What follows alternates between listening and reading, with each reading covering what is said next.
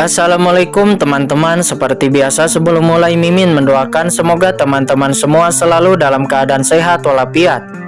Oke, kali ini kita akan melanjutkan Martial Master versi novel bagian 573. Bagi yang baru bergabung, selamat bergabung. Dan bagi yang belum subscribe, subscribe dulu lah agar Mimin tambah semangat lagi nih bikin videonya. Oke, kalau sudah kita langsung masuk ke isi ceritanya.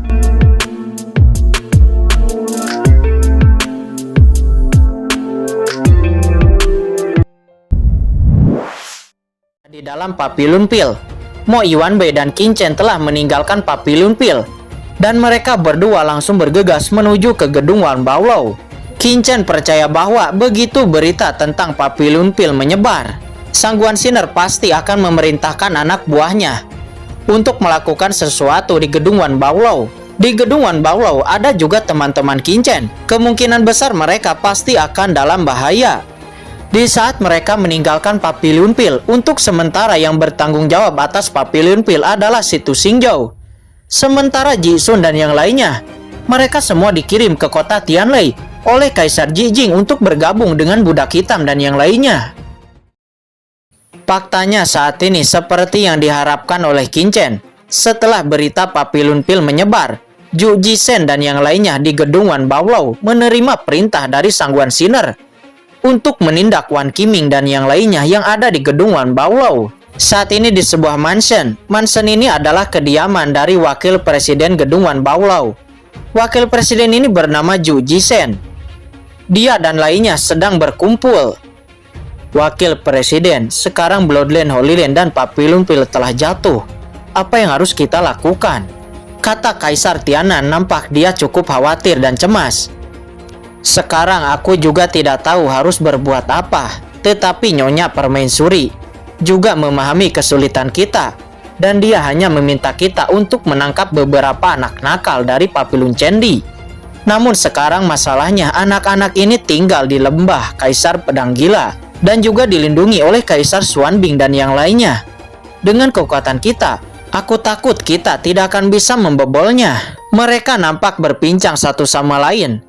Namun tiba-tiba seseorang berkata, Nyonya Permaisuri mengatakan bahwa seseorang akan datang untuk membantu kita. Dan benar saja pada saat ini seseorang datang. Ya, itu adalah saya. Tiba-tiba suara acuh tak acuh terdengar. Siapa itu? Wakil Presiden Zhu Jisen dan Kaisar Tianan terkejut dan buru-buru berdiri. Keduanya mengangkat kepalanya dan kemudian melihat sebuah bayangan gelap perlahan muncul. Dan nampak bayangan gelap itu memperlihatkan wajah yang cukup tua. Tuan Wolong. Melihat orang yang datang, Zhu Jisen dan Kaisar Tianan nampak sangat terkejut dengan ekspresi keheranan di wajah mereka. Orang yang datang itu ternyata adalah Wolong Sheng. Dia merupakan penatua tertinggi di gedung Wan Baolou. Dia memiliki status yang sangat tinggi di Wan Baolou. Dia bisa disebut dengan posisi kedua setelah Presiden Wan Baolou. Meskipun Zhu Jisen adalah wakil presiden Wan Baolou, namun dalam hal status, penatua tertinggi Wolong Sheng jauh di atasnya.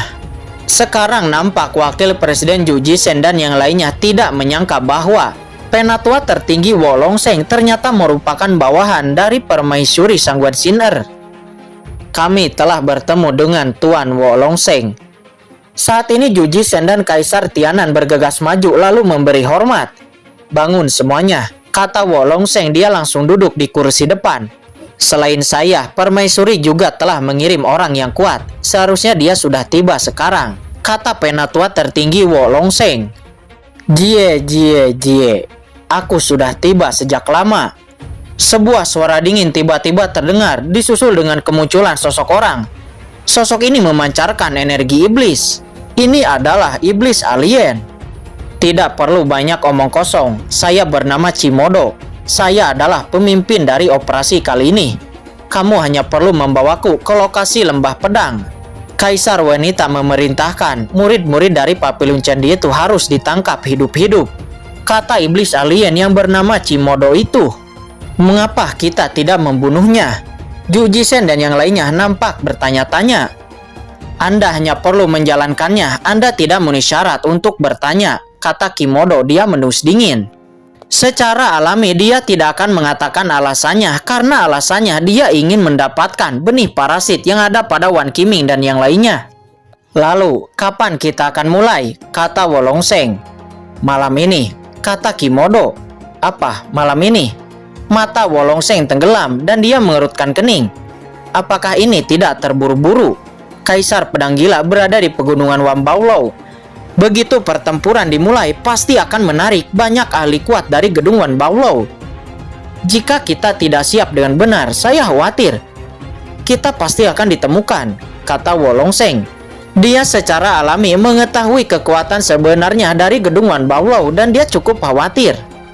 Kita sudah tidak ada waktu, kita akan bertindak malam ini. Adapun yang disebut Kaisar Pedang Gila dan yang lainnya, kami secara alami memiliki solusi, kata Kimodo. Segera beberapa orang dikirim satu demi satu menyelinap di malam yang gelap dan dengan cepat menuju ke lembah pedang. Lembah Kaisar Pedang Gila tidak jauh dari markas Wan Baolou. Ini adalah lembah yang sangat biasa dengan hanya beberapa gubuk jerami dan fasilitas yang sangat sederhana. 2 jam kemudian mereka telah tiba di luar lembah. Itu dia. Beberapa orang memanfaatkan kegelapan, mengintai di luar lembah, memandangi gubuk jerami di depan dengan mata yang dingin. Sesaat kemudian sebuah bola hitam muncul di tangan Kimodo, dan dari bola hitam itu aura tak terlihat keluar. Ini adalah aroma jiwa dari ras iblis alien saya. Ini bisa mematikan jiwa. Bahkan jika orang ras iblis alien sendiri menciumnya, dia akan mengantuk. Adapun jika ras manusia yang menciumnya, itu pasti akan tertidur bahkan koma, kata Kimodo. Dia berkata dengan bangga. Saat ini asap jiwa yang tak terlihat menembus ke dalam lembah, dan segera seluruh lembah menjadi sunyi, dan bahkan suara serangga pun menghilang. Seluruh lembah itu tampaknya benar-benar sunyi. Oke, sudah selesai, kata Kimodo. Dia tersenyum, kemudian menyingkirkan bola hitam di tangannya. Lalu dia diam-diam melayang terbang ke lembah. Tidak ada gerakan sama sekali di gubuk, dan beberapa orang terus mendekat. Kalian semua pergi dan bunuh Kaisar Pedang Gila dan yang lainnya. Aku akan pergi mencari anak-anak itu. Ingat, cepatlah. Setelah membunuh orang-orang ini, kita masih harus pergi ke markas Wan Baolou, kata Kimodo. Dia berkata dan dingin. Dia sudah mendapat perintah karena gedung Wan Baolou tidak dapat dikendalikan, maka gedung Wan Baolou akan dihancurkan. Begitu jiwa dari begitu banyaknya orang kuat yang ada di gedung Wan Baolou ditelan olehnya, itu pasti akan sangat meningkatkan kultivasinya. Ya, baik, kata Zhu Jisen. Dia berkata dengan hormat. Dia jelas tahu apa yang direncanakan oleh Kimodo. Tetapi karena masalahnya sudah sampai kepada titik seperti ini, mereka tidak memiliki jalan untuk kembali. Saat ini dia dan yang lainnya sudah memasuki gubuk jerami. Dia melihat Kaisar Pedang Gila, Kaisar Xuanbing dan yang lainnya sedang pingsan. Sebuah pedang muncul di tangan Zhu Jisen dan dia langsung menebas ke arah Kaisar Pedang Gila. Di saat pedang itu akan jatuh pada tubuh Kaisar Pedang Gila, tiba-tiba Kaisar Pedang Gila membuka matanya. Dia kemudian langsung melancarkan serangan. Serangannya itu langsung memblokir tebasan pedang Zhu Jisen dan langsung membuat Zhu Jisen terlempar keluar. Selanjutnya gubuk jerami tiba-tiba terbuka. Langit dipenuhi dengan embun beku. Dan pada saat yang sama, Kaisar Hongluan, Kaisar Bajue, Kaisar Xuanbing dan yang lainnya yang awalnya pingsan tiba-tiba terbangun. Apa? Bagaimana ini mungkin? Apakah dupa jiwa iblis alien itu tidak berfungsi? Kata Zhu Jisen. Nampak dia dan yang lainnya terkejut. Zhu Jisen, kamu memang pengkhianat Wan Baolouku. Sebagai wakil presiden Wan Baolou yang bermartabat, apakah kamu tidak malu mengkhianati Wan Baolou dan berlindung di istana berkabut? Kata Kaisar Pedang Gila. Dia berkata dengan dingin. Dan kamu, Wolongseng, kamu adalah penatua tertinggi. Saya tidak mengira Anda juga anggota dari istana berkabut. Sebagai penatua tertinggi, Anda memiliki segalanya di Wan Baolou. Apalagi yang tidak memuaskan Anda? Tetapi Anda malah berkolusi dengan ras iblis alien, mengkhianati Wan Baolou, dan juga mengkhianati ras manusia. Kalian pantas mati, kata Kaisar Xuanbing. Dia juga berkata dengan marah. Di sisi lain, Kimodo, Wolongseng dan yang lainnya juga memahami situasinya. Tidak, ini jebakan. hati Wolongseng tenggelam. "Kaisar pedang gila, apakah Anda tahu bahwa saya akan menyerang?" kata Wolongseng dengan dingin. "Kalau tidak, bagaimana menurutmu?" kata Kaisar pedang gila. Dia nampak kecewa. "Saya pikir orang lain yang mengkhianati Wan Baolou, tetapi saya tidak pernah menyangka ternyata itu adalah kamu, Wolongseng. Hanya mengandalkan kalian, apakah menurutmu kamu bisa menghentikanku? Ayolah, di mana anak laki-laki dari Papilun Candi itu?" kata Kimodo dengan dingin. Energi iblis yang gelap terus melonjak di dalam tubuhnya. Di matanya Kaisar pedang gila dan yang lainnya bukan apa-apa. "Kamu, iblis alien." Kaisar pedang gila dan yang lainnya nampak menatap Kimodo dengan dingin. Ini adalah pertama kalinya mereka melihat ras iblis alien. "Selama aku membunuhmu, aku tidak percaya tidak akan menemukan anak itu," kata Kimodo. Tiba-tiba aura hitam langsung keluar dari tubuhnya. Energi iblis itu berubah menjadi langit gelap dan langsung menyelimuti Kaisar pedang gila. Ini adalah domain gelap dari Kimodo. Dan di saat dia sudah merilis domainnya, dia langsung melayangkan serangan jiwa ke arah Kaisar pedang gila. Berurusan dengan martel emperon manusia kecil sepertimu, itu sangat mudah, kata Kimodo. Dia mencibir di dalam hatinya. Namun pada saat ini niat pedang yang sangat menakutkan tiba-tiba meledak dari Kaisar pedang gila. Niat pedang itu melonjak ke langit dan langsung merobek domain hitam Kimodo. Namun terlihat di saat Kaisar pedang gila merobek domain gelap itu, domain gelap itu tiba-tiba tertutup kembali. Jie. Nah, tidak ada gunanya. Anda dapat menerobos domain kursi ini, akan tetapi Anda tidak dapat benar-benar merobeknya. Jie, jiwamu pasti sangat lezat, kata Kimodo. Dia tersenyum aneh seraya bergegas menuju Kaisar pedang gila. Melihat ini, Wolongseng, Zhu Jisen dan yang lainnya menghirup udara dingin. Kekuatan iblis alien ini sangat mengerikan.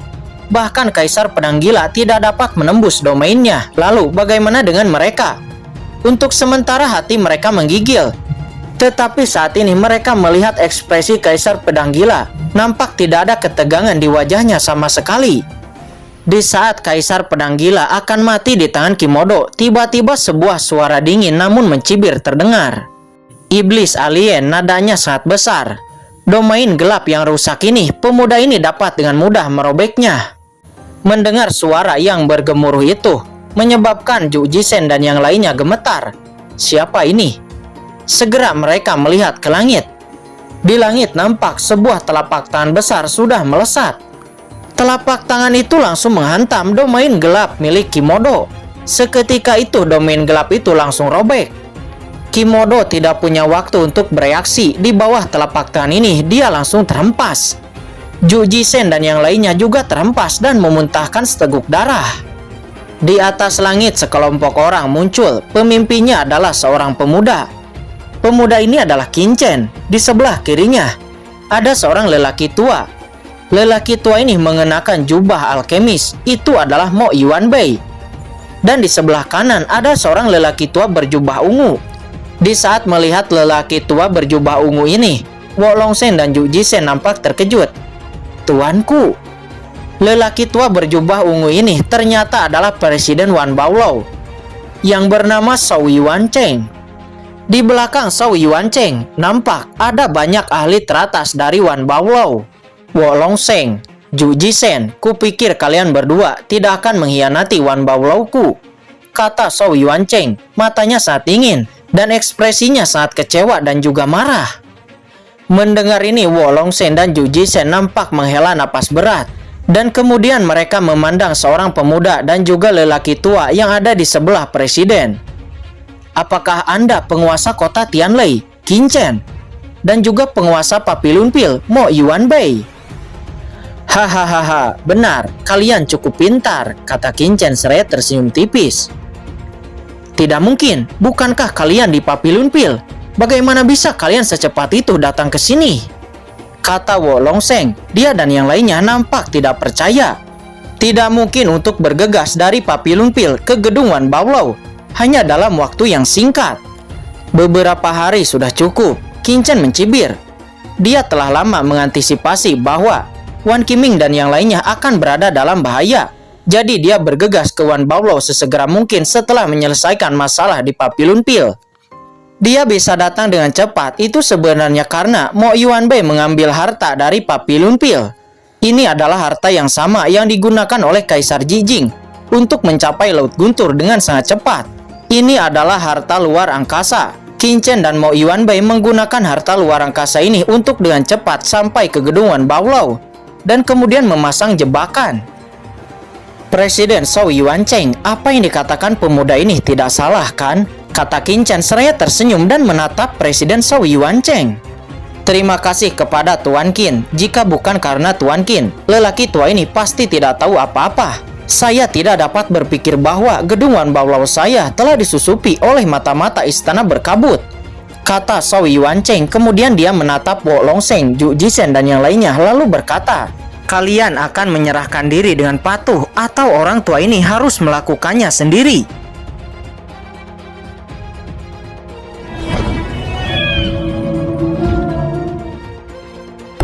Oke guys, sudah dulu ya. Jangan lupa subrek biar lanjut terus ceritanya. Bagi yang sudah subrek, mudah-mudahan dimudahkan rezekinya. Mimin undur diri. See you next and goodbye.